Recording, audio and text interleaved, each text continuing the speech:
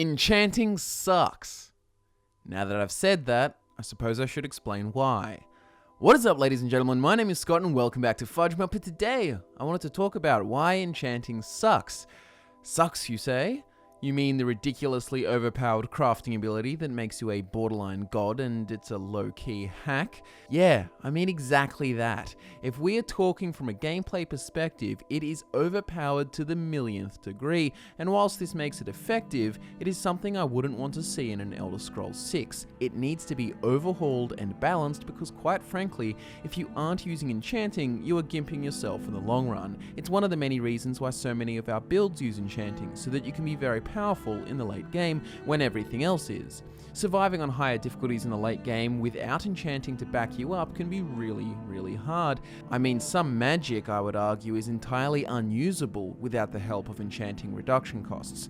Take Destruction, for example. The Adept Fireball spell costs 133 magicka. When you get the Adept Destruction perk, that halves the cost. We end up with Fireball spell costing 66 magicka, rounding down. So let's assume you are level 21, you have put all of your possible attribute points into magicka, you end up with 300 magicka.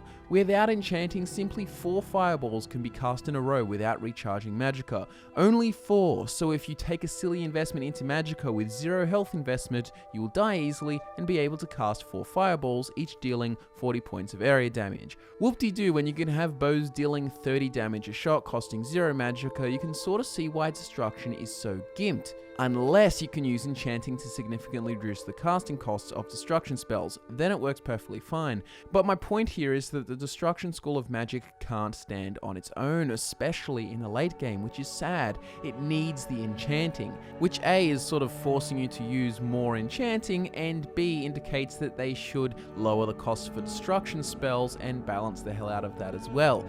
And you would be at a severe disadvantage as a warrior without enchanting, considering with 4 equipped pieces you can increase your 1 or 2-handed damage by 160% easy street.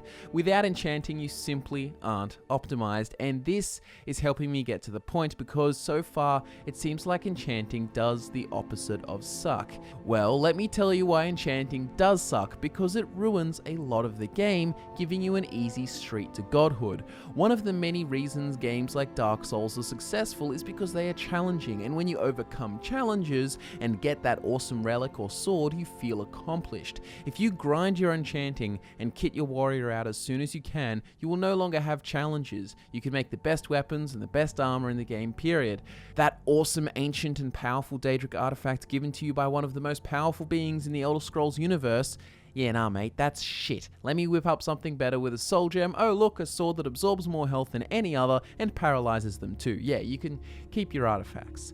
The only incentives to use Daedric artifacts is because some have unique effects like the Ebony Mail, or you are doing so for role-playing reasons. However, in the older Elder Scrolls games like Elder Scrolls IV Oblivion, many of the Daedric artifacts were powerful and too good to simply sell or turn a blind eye to. And the artifacts in Skyrim would be appealing if you couldn't just simply enchant something better.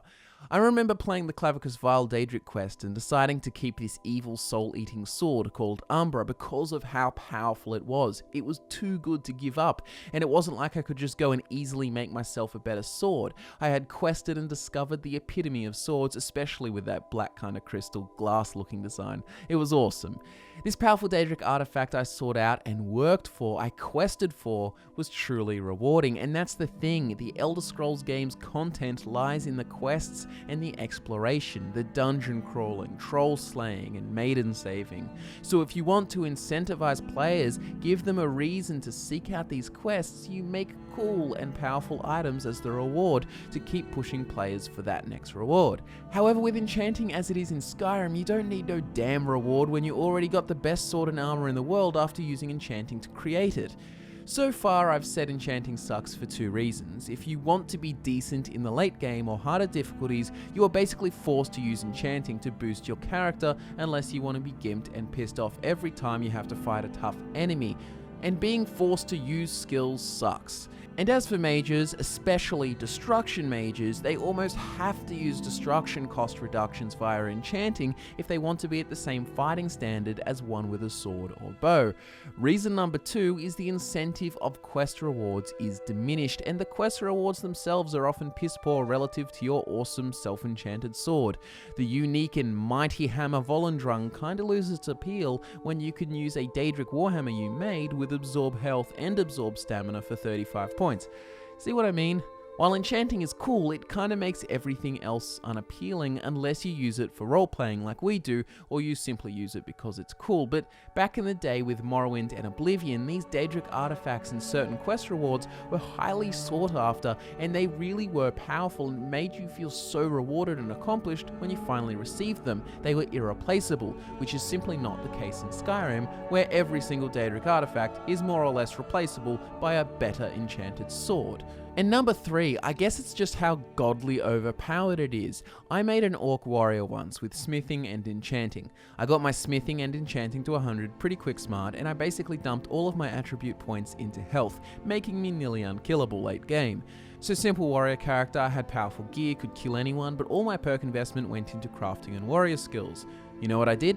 I enchanted myself a Daedric set of armor with destruction costs and conjuration costs reduced to 0, played through the College of Winterhold, leveled that magic for free essentially, did the same for illusion, restoration and alteration, so now I'm a master mage with 0 investment into magicka. You know what else? I feel like doing the Thieves Guild and Dark Brotherhood. I just enchanted myself a set of beast gear with godly boost to sneaking, pickpocketing and lockpicking. Well, now I'm a master thief, because enchanting. Once you have maxed enchanting, you have bought yourself a ticket to God mode. You can be a thief, assassin, warrior, doesn't matter what you started as, enchanting will take you there. And while this is overpowered as hell, and it's fun for the first time, it kind of feels shitty when you go to play a character without enchanting, get to level 50 and just kind of wish that you had it. Simply put, in the next Elder Scrolls game, billions of years from now, I want my great-great-grandchild to play an Elder Scrolls where Daedric items are powerful, but they can't be replicated by a mere mortal, a game where enchanting is balanced, giving awesome benefits but not making you a god, a game where magic costs are not so spastic that it is almost essential to reduce their casting costs with enchanting. If you look at the Ordinator perk overhaul mod for Skyrim, I think they did a fairly good job with the Enchanting Tree, resulting in a more balanced yet still powerful in its own way skill tree. The first perk in the tree only has 2 ranks and improves enchanting by 40% instead of the 5 ranks in vanilla, which improve it by 100%, getting it to that overpowered level quick smart. They even have this cool perk called Regalia, which makes new enchantments placed on hoods, necklaces, circlets and robes 30% stronger, giving those mage-type characters a much-needed boost for their magicka cost reductions. But in the same vein, not allowing heavily armored enchanters to go too overpowered with their damage boosts. At late levels, you can get the Twin Enchantments perk just the same as before, but there is a perk called Arcane Nexus, which allows you to upgrade an enchanting table to an Arcane Nexus for 2,500 gold, and items enchanted here are 25% stronger. So if you were to enchant a necklace, hood, circlet, or robe, here with all the perks that I've mentioned, you are looking at a total 95% stronger, nearly as powerful as the vanilla 100%, but limited to those 4 types. Or if you're wearing armor or using a weapon, you would be looking at 65% stronger enchantments. See how that's a little bit more balanced? And there's also a neat compromise as the final perk called Miracle, which essentially allows you to make 1 super powerful enchantment, but this can only be done once. You can place 3 separate enchantments on this miracle item, with each being 25% stronger than usual. So if you used all the perks I mentioned, you could create 1 super item like a necklace with 3 enchantments with a total 120% boost, so you can still create that 1 god level item from mastering your craft and role-playing as a powerful enchanter, but it doesn't make you so ridiculously overpowered that you wouldn't consider using other Daedric artifacts or powerful items in the game. And remember guys, I use enchanting. I love enchanting, but the fact it's so overpowered sucks. It kills other characters and builds because they simply aren't as effective without it, and you end up suffering in the long run. I love being a Telvanni enchanter sitting in a mushroom tower as much as the next Dunmer-obsessed Morrowind fan, but it's no fun when you play a Redguard warrior